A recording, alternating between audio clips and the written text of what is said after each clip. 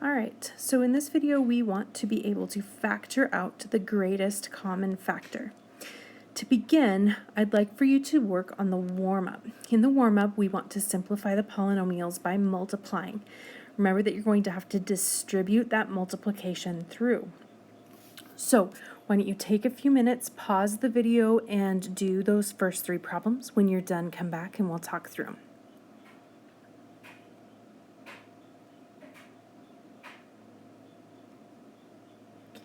All right, let's talk through. So for the first one, we want to take a times 3a, which gives us 3a squared, and a times 7 gives us 7a.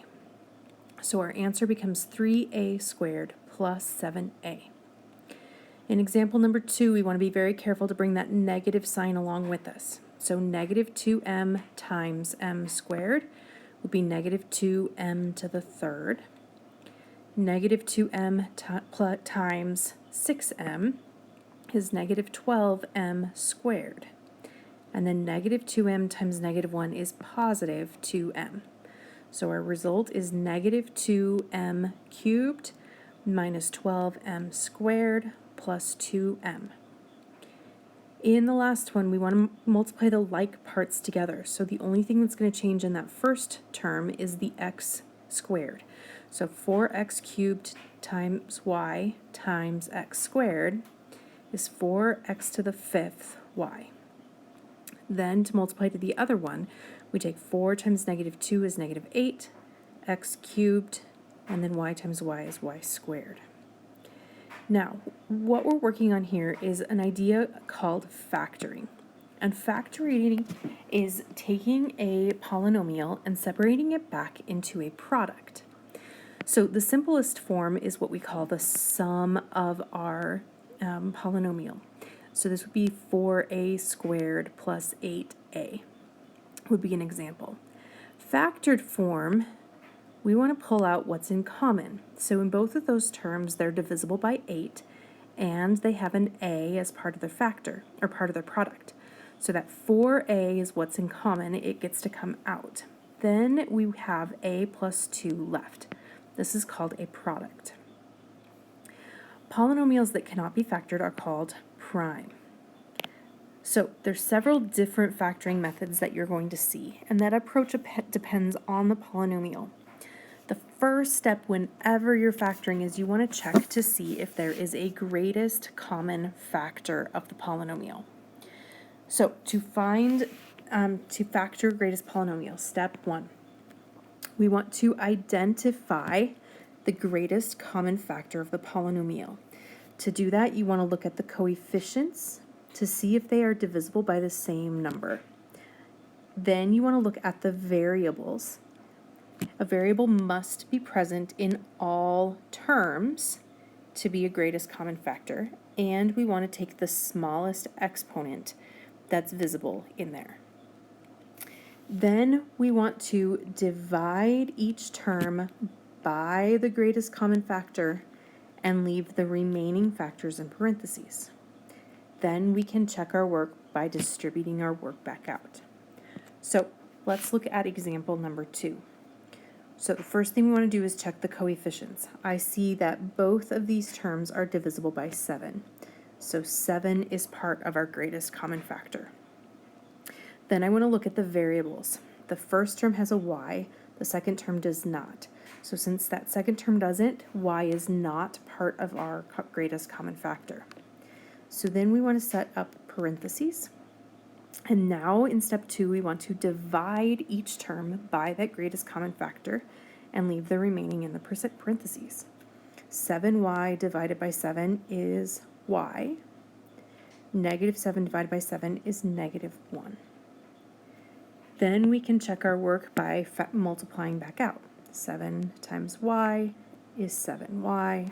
7 times negative 1 is negative 7. Okay, let's look at example number 4. I'm going to check the coefficients first. 5 and 30 are both divisible by 5. So that's part of the greatest common factor. X and y are not the same variable, and they're not in both terms. So we can't pull out any variables. Now we want to divide each term by that greatest common factor. So 5x divided by 5 is x, plus 30y divided by 5. 30 divided by 5 is 6y. Checking our work, 5 times x is 5x. 5 times 6y is 30y. So that checks out. Okay, I'd like for you to do problems 1 and 3 on page 68. And then I would like to do problem number 15 as an example with you guys, and then you'll be able to finish up the other problems on this page. So in 15, when I look at those terms, now we have 3 terms, that's not a problem, we're just going to do the same thing with all 3. I look at the coefficients. All 3 coefficients are divisible by 2. So 2 is part of our greatest common factor. They all 3 have an x. The lowest exponent is a 1, so we can pull out an x to the first power. And all 3 terms have a y variable. The lowest exponent is 1, so we can pull out a y. So 2xy is our greatest common factor. Then we want to divide each term by 2xy. 2 divided by 2 is 1. X squared divided by x is x. Y divided by y is 1. So we just get an x that's left in that first term. Minus, so again, we're going to divide by 2xy. The 2's divide to 1, the x's divide to 1, y squared divided by y is y, plus